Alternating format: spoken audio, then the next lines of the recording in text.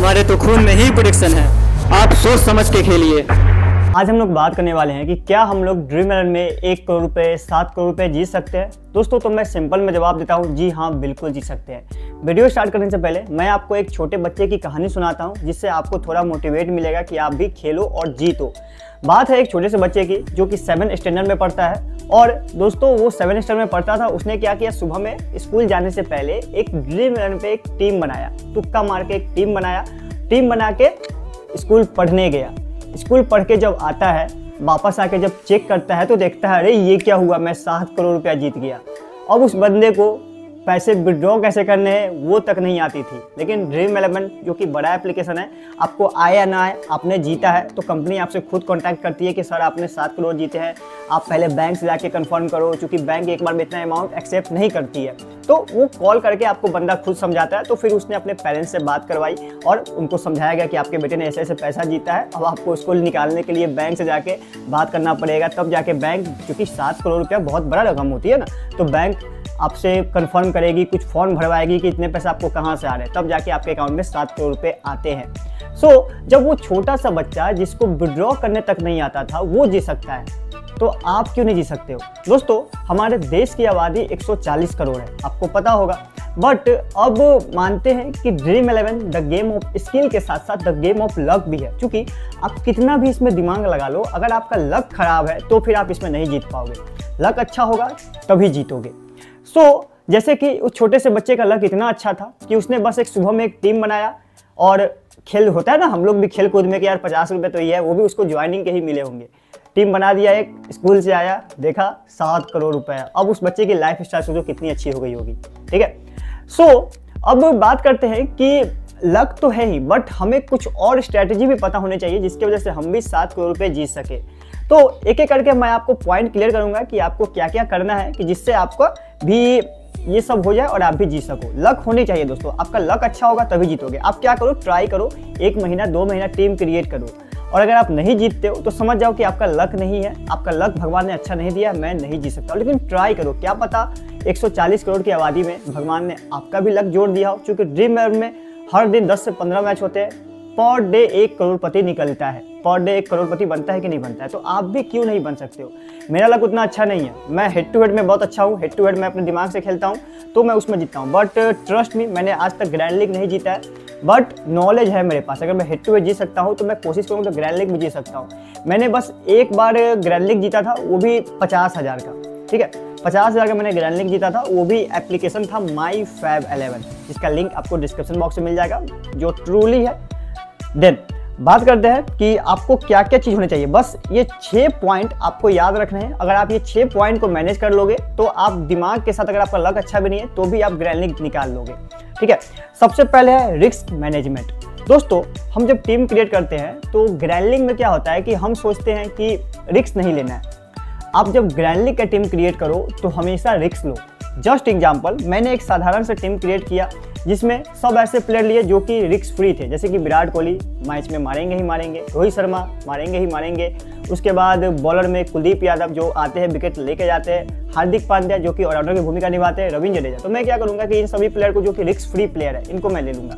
लेकिन grand league में आपको नहीं करना है, ये सब हेड टू हेड की रीति रिवाज है, हम हेड टू हेड में इसको फॉलो करते हैं और जीतते हैं। लेकिन ग्रैंड लीग में ऐसा नहीं करना है। ग्रैंड लीग में आपको 30% रिस्क लेना होता है, यानी कि करीबन 3 से 4 प्लेयर पे आपको रिस्क लेना होता है। सपोज दैट आपको मैच डिसाइड करना पड़ता है कि मैच कैसी चलेगी। आपको ये पहले सोचना पड़ता है कि आज का जो मैच होने वाला है वो मैच कैसा परफॉर्म करेगा। जस्ट एग्जाम्पल, आप जब टीम क्रिएट करने जाओ तो मानते हैं कि मैच हो रहा है, तो इंडिया का मैच है और पाकिस्तान का मैच है। ठीक है, इंडिया पाकिस्तान ज़्यादा अच्छा रहेगा, आपको समझने में भी आसानी होगी। इंडिया पाकिस्तान का मैच है, रोहित शर्मा और उनके साथ ओपनिंग जोड़ा तो दोस्तों हमेशा चेंज होते रहता है, किसको रख ले, ईशान किशन को रख लेते हैं, जो कि मेरा फेवरेट बंदा है, बिहार से भी है। तो रोहित शर्मा और ईशान किशन बैटिंग करने आए हैं। अब दोस्तों क्या है कि रोहित शर्मा, आपको यही डिसाइड करना है कि क्या हो सकता है मैच में, और उसी टाइप से आपको 20 टीम क्रिएट करने हैं। अब मानते हैं कि रोहित शर्मा आया खेलने, अगर ये बंदा चल जाएगा एक तरफा 200 भी लगा सकता है, 100 भी लगा सकता है, नहीं चला तो 0 पे आउट हो सकता है। अब आपको यही सोचना है कि रोहित शर्मा आज के मैच में चलेगा या नहीं चलेगा। आपको 2 टीम क्रिएट करनी है। एक टीम में आपको ये सोचना है कि रोहित शर्मा अगर चलता है तो एक तरफा रन मैच पलटेगा, नहीं चलता है तो 2, 4, 10 रन मार के, चूंकि हिटिंग प्लेयर है, आता है मारना स्टार्ट करता है, अगर नहीं चलता है तो आउट हो जाएगा। अब अगर रोहित शर्मा आउट होगा तो किसी एक ओपनर को तो मैच संभालना होगा ना। कौन संभालेगा?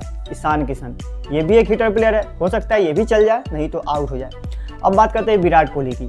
तो विराट कोहली आएंगे, ये मार के जाएंगे, कुछ ना कुछ रन मारेंगे, 40 रन 50 रन, तो इसको आपको अपने टीम में रखना है। अब आपको ये फिर आप कुछ एक टीम ऐसे सोच के बनाओ कि हो सकता है कि रोहित शर्मा चल जाए, कुछ रन मारे, ईशान किशन भी 50-50 रन दोनों मारे, हो सकता है दोनों की पार्टनरशिप चल जाए, और जब विकेट गिरे, एक विकेट गिरे किसी का, ईशान किसी का, रोहित शर्मा का, तो विराट कोहली है। तो जो उसको मैच में क्या होता है कि अगर एक विकेट गिरा है तो उसके साथ साथ दूसरा विकेट गिरने का भी चांस रहता है, मतलब कि विकेट गिरा देन दोबारा विकेट गिर जाती है, ठीक है।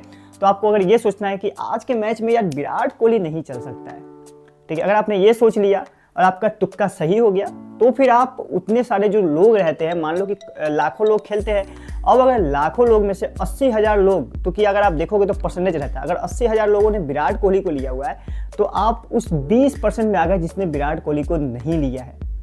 और विराट कोहली को नहीं लिया है और विराट कोहली आउट हो गया तो सबका एक प्लेयर कम गया, और आपने उनके जगह पे किसी को तो लिया होगा ना, उनके चौथे नंबर के प्लेयर यानी कि के राहुल को लिया होगा। तो इससे क्या होगा कि के राहुल आपका मैच बना सकते हैं। अगर वो बंदा 50 रन भी स्कोर करता है तो जब आप ग्रैंड लीग की पॉइंट टेबल चेक करोगे, अपनी रैंकिंग चेक करोगे, तो आप टॉप 1000 या 2000 के अंदर में होंगे। बस ये 1 से 2 प्लेयर का आपको रिस्क लेना है।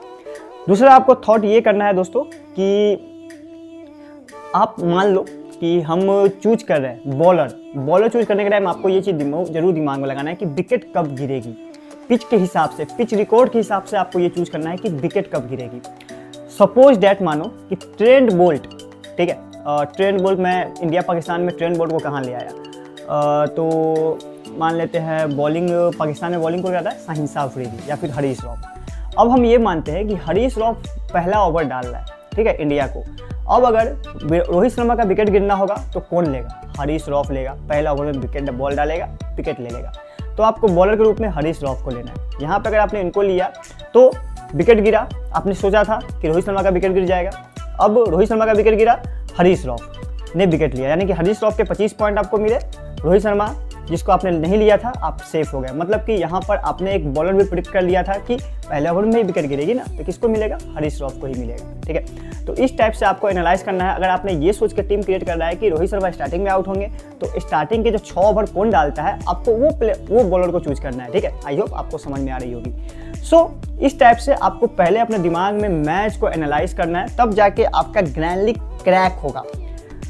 सेकेंड में बात करते हैं, रिस्क मैनेजमेंट तो हो गई। सेकेंड बात करते हैं सिलेक्टेड मैच। दोस्तों सिलेक्टेड मैच का मतलब यह है कि हर दिन ड्रीम 11 पे आप देखोगे या फिर कोई और फैंटेसी एप्लीकेशन, जरूरत नहीं है, आप अपने हिसाब से किसी में भी खेल सकते हो। तो हर दिन करीबन 10 मैच तो होते ही है। इंटरनेशनल मैच 4 से 5 होते हैं, डोमेस्टिक मैच भी 5-6 हो ही जाते हैं, और T10 मैच भी आजकल बहुत सारे होने लगे हैं। तो 10-15 मैच डेली होते हैं, सब में ग्रैंड लीग रहती है। बड़ा ग्रैंड लीग 10 करोड़ 15 करोड़ का ग्रैंड लीग रहता है बड़े मैच में, जैसे कि बड़ा इंटरनेशनल मैच। छोटा छोटा मैच जो कि डोमेस्टिक मैच हो गया, उसमें 1 करोड़ का, 2 करोड़ का, 3 करोड़ का लीग रहता है। अब आपको ये डिसाइड करना है कि उस 15 मैच में से आप कौन सा मैच खेलोगे, ठीक है। आपको ये डिसाइड कब करना है? आपको 2 दिन पहले डिसाइड करना है कि आप ये कौन सा मैच खेलोगे।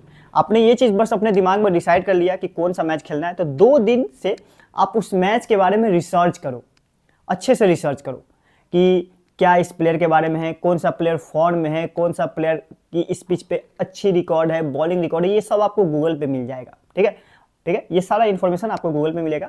आपके पास करीबन 48 घंटे होने चाहिए मैच एनालाइज करने के लिए, क्योंकि दोस्तों अब जो भी जीतता है ना, वो दिमाग लगा के जीतता है। लक अगर आपका अच्छा है, अगर आप 140 करोड़ में से सबसे अच्छा आपका लक है, तब तो आप आंख बंद करके कोई टीम क्रिएट करो, आप जीत जाओगे। लेकिन लक अच्छा नहीं है, दिमाग से जीतना चाहते हो, तो फिर तो दिमाग लगाना होगा ना। तो आपको एक मैच चूज करना है, 15 मैच में से एक मैच चूज करना है, और उस मैच के बारे में करीबन 48 आवर रिसर्च करना है कि पिच कैसी है, इस पिच पे किसका रिकॉर्ड अच्छा है, इस पिच पे कौन से बॉलर परफॉर्म करते हैं, इस पिच पे कौन सा बैट्समैन अच्छा परफॉर्म करता है। ये सब कुछ अगर आप एनालाइज कर लोगे ना दोस्तों, तो होगा क्या कि मैच आपके हिसाब से चलेगी। ये चीज़ आपको ध्यान रखना है। तो सिलेक्टेड मैच खेलना है और आपको मैच प्रेडिक्ट भी करना है। परफेक्ट कॉम्बिनेशन ऑफ प्लेयर, वैसे तो मैंने परफेक्ट कॉम्बिनेशन ऑफ प्लेयर पहले वाले में ही बता दिया था, तो फिर भी एक बार और समझ लेते हैं कि परफेक्ट कॉम्बिनेशन ऑफ प्लेयर क्या होता है। परफेक्ट कॉम्बिनेशन ऑफ प्लेयर का मतलब ये है कि हमने ये सोचा कि रोहित शर्मा आउट होंगे तो उसको विकेट कौन लेगा, हरीश रॉफ लेगा। हरीश श्रॉफ को भी हमने लिया, रोहित शर्मा को हमने ड्रॉप कर दिया। अब क्या होगा कि अगर एक विकेट गिरती है तो दूसरा विकेट भी साथ ही साथ गिरता है। ये मैच का नियम है, होता ही होता है। बहुत ही कम ऐसे मैच है जिसमें ऐसा नहीं होता है। तो एक विकेट गिरा, उसके साथ दूसरा विकेट भी गिरा, तो दूसरा विकेट कौन लेगा? अगर एक बॉलर जो फेंका है उसी बॉलर का दिन होता है। मतलब कि मान लो कि पहला ओवर में कोई बॉलर विकेट लेता है तो एक ओवर बीत करके बॉल आएंगे, उसको खेलेंगे, देन अगला बार वो बॉलिंग कराएगा तो फिर वही बंदा विकेट लेके जाता है। क्योंकि एक विकेट लेने के बाद बॉलर का रंग रूप सब कुछ बदलता है, कॉन्फिडेंस हाई हो जाती है, तो होता है ऐसा। ठीक है, जैसे कि आप देखे होंगे कि कोई बैट्समैन अगर 50 रन मार लेता है तो 50 रन सेलिब्रेट करने के बाद अगला बॉल देखते हो छक्का नहीं तो वो चौवा मारता है, क्योंकि उसका जो आप कह सकते हो कॉन्फिडेंस लेवल है बहुत ज़्यादा हाई हो जाता है। ठीक है, तो हमेशा आप बॉलर पहले चूज कर लो कि कौन सा बॉलर विकेट लेगा, और अगर आपको लगता है कि विकेट आज के मैच में नहीं गिरेगी तो उस बॉलर को लो जो कि उनका पिछला मैच 4-5 मैच का रिकॉर्ड देखो कि ये बंदा कैसा भी पीछे विकेट लेके जाता है, तो डेथ में वो बंदा विकेट ले ही लेगा, और डेथ बॉलर को आपको हमेशा चूज करना है। ठीक है, सो 4th नंबर की बात करते हैं, वेदर फोरकास्ट और न्यूज अपडेट। यानी कि आपको मैच के सिचुएशन के बारे में सब कुछ पता होना चाहिए। जिस पिच पे मैच हो रहा है वहां पे क्या बारिश हो सकती है, वहाँ का मॉइस्चर कैसा है, क्योंकि जब ओस गिरती है, डे नाइट का मैच होता है, तो अगर ओस गिरती है तो ओस गिरने के बाद बैटिंग वाले टीम को प्रॉब्लम होती है, बॉलिंग वाले टीम को ज़्यादा प्रॉब्लम होती है। तो ये सब आपको पहले से हिसाब होना चाहिए। मान लो कि आपने दिमाग लगा के 24 घंटा टीम क्रिएट किया, अब आपने वेदर रिपोर्ट नहीं देखा है, आपने टीम क्रिएट तो कर लिया, लेकिन बारिश की वजह से मैच हो गई 20 ओवर से 15 ओवर की। अब हमने सोचा कुछ और था, ओवर कम हुई, रन कम लगे, बॉलर में कोई और विकेट लेके चला गया। तो आपको ये भी सोचना पड़ेगा कि वेदर क्या है। वेदर के बारे में आपको रिपोर्ट कहाँ मिलेगी? गूगल पे मिल जाएगी। ठीक है, वेदर रिपोर्ट ये सब गूगल पे मिलता है, नहीं तो ऐसे तो अभी बहुत से ऐप है जो आपको ये सब प्रोवाइड करा देते हैं। तो रिपोर्ट आपके पास होनी चाहिए, खासकर पिच रिपोर्ट आपके पास जरूर होनी चाहिए कि ये पिच का लक्षण कैसा है। वैसे ये सब वीडियो मैं बनाता ही रहता हूँ, अपना चैनल सब्सक्राइब कर लेना तो आपको समझ में आ जाएगी। मैं अपडेट के साथ, टीम के साथ आपको वीडियो अपलोड कर देता हूँ हमेशा। मेरे टेलीग्राम चैनल जरूर ज्वाइन करना जहाँ पे आपको टीम मिलती है।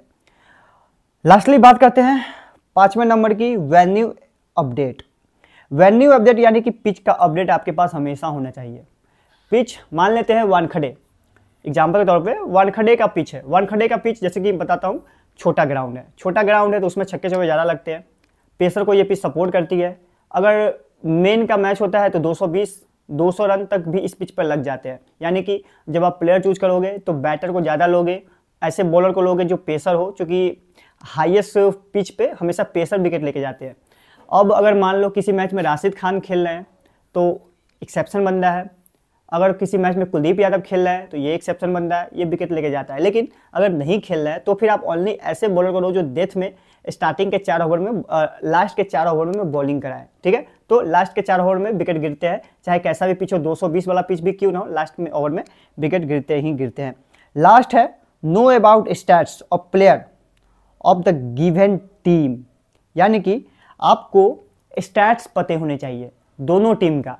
Just example, Virat Kohli versus Shaheen Shah Afridi, Virat Kohli versus Haris Rauf. अब अगर हरीश रॉफ विराट कोहली को बॉलिंग कराने आता है तो इन दोनों का पिछला रिकॉर्ड कैसा है, इन दोनों के बीच में लड़ाई होती है तो जीतता कौन है?